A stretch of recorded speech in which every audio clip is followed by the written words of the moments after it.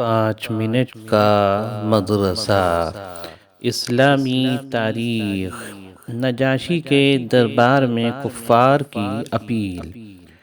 قریش نے جب یہ دیکھا کہ صحابہ کرام رضی اللہ عنہم حبشہ جا کر سکون و اطمینان کے ساتھ زندگی گزار رہے ہیں تو انہوں نے مشورہ کر کے عمرو بن عاص اور عبداللہ بن ابی ربیعہ کو بہت سارے تحفے دے کر حبشے کے بادشاہ کے پاس بھیجا۔ وہ بادشاہ عیسائی تھا۔ ان دونوں نے وہاں جا کر تحفے پیش کیے اور کہا کہ ہمارے یہاں سے کچھ لوگ اپنے آبائی مذہب کو چھوڑ کر ایک نیا دین اختیار کر کے آپ کے ملک میں بھاگ کر آ گئے ہیں، اس لیے ان کو ہمارے پاس واپس کر دیجیے۔ بادشاہ نے مسلمانوں کو بلا کر حقیقت حال دریافت کی۔ مسلمانوں کی طرف سے حضرت جعفر رضی اللہ عنہ آگے بڑھے اور کہا، اے بادشاہ، ہم لوگ جہالت و گمراہی میں مبتلا تھے، بتوں کی پوجا کرتے، مردار کھاتے تھے اور ہم میں سے طاقتور کمزور پر ظلم کرتا تھا۔ ہم اسی حال میں تھے کہ اللہ تعالیٰ نے ہم پر فضل فرما کر ایک رسول بھیجا جن کی سچائی، امانت داری اور پاک دامنی کو ہم پہلے ہی سے جانتے تھے۔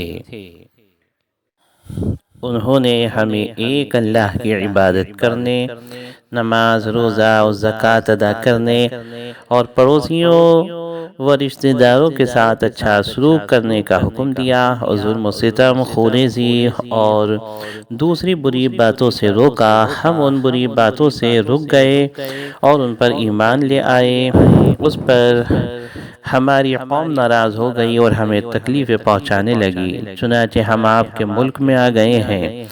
پھر حضرت جعفر رضی اللہ عنہ نے سورہ مریم کی چند آیتیں پڑھ کر سنائی۔ بادشاہ پر اس کا اتنا اثر ہوا کہ آنکھ سے آنسو جاری ہو گئے، یہاں تک کہ داڑھی تر ہو گئی، اور بادشاہ نے کفار قریش کو یہ کہہ کر دربار سے نکلوا دیا کہ میں ان لوگوں کو ہرگز تمہارے حوالے نہیں کروں گا۔ حضور صلی اللہ علیہ وسلم کا معجزہ۔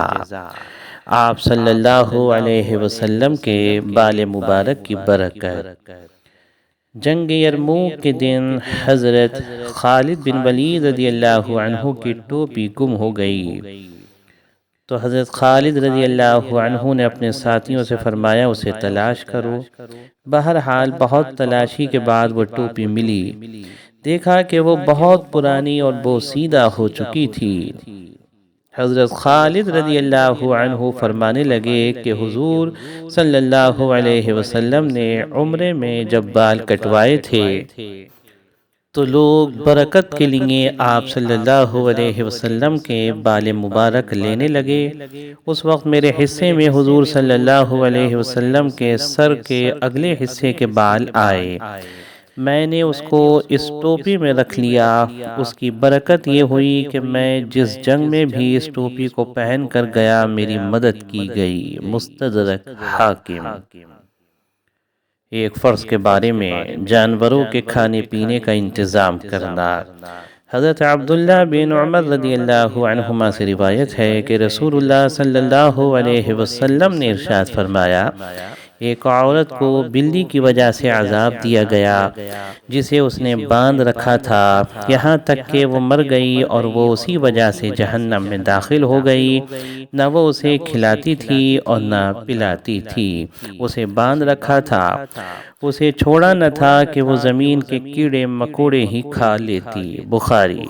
نوٹ: پالتو جانوروں اور پرندوں کے کھانے پینے کا انتظام کرنا ضروری ہے۔ ایک سنت کے بارے میں نفس کی برائی سے پناہ مانگنے کی دعا۔ رسول اللہ صلی اللہ علیہ وسلم نے حضرت عمران بن حسین رضی اللہ عنہ کے والد کو یہ دعا سکھائی، اللہم الہمنی رشدی واعذنی من شر نفسی۔ ترجمہ: اے اللہ میرے دل میں بھلائی ڈال دے اور میرے نفس کی برائی سے مجھے بچا دے۔ ترمذی۔ ایک اہم عمل کی فضیلت: 3 کام کرنے کی کوشش کرنا۔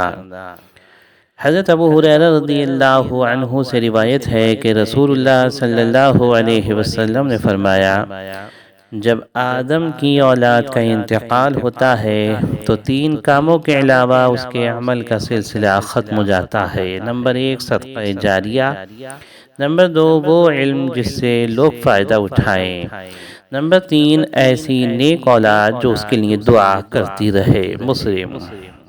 یہ گناہ کے بارے میں اللہ اور رسول کی نافرمانی کرنا۔ قرآن میں اللہ تعالیٰ فرماتا ہے، جو شخص اللہ اور اس کے رسول کا کہنا نہ مانے وہ کھلی ہوئی گمراہی میں ہے۔ سورہ احزاب آیت نمبر 36۔ دنیا کے بارے میں سواری کے جانور۔ قرآن میں اللہ تعالیٰ فرماتا ہے، اسی نے یعنی اللہ نے گھوڑے، خچر اور گدھے بھی پیدا کیے تاکہ ہم ان پر سوار ہو اور زیب و زینت حاصل کریں، اور آئندہ بھی ایسی چیزیں پیدا کر دے گا جن کو تم ابھی نہیں جانتے۔ سورہ نحل آیت نمبر 8۔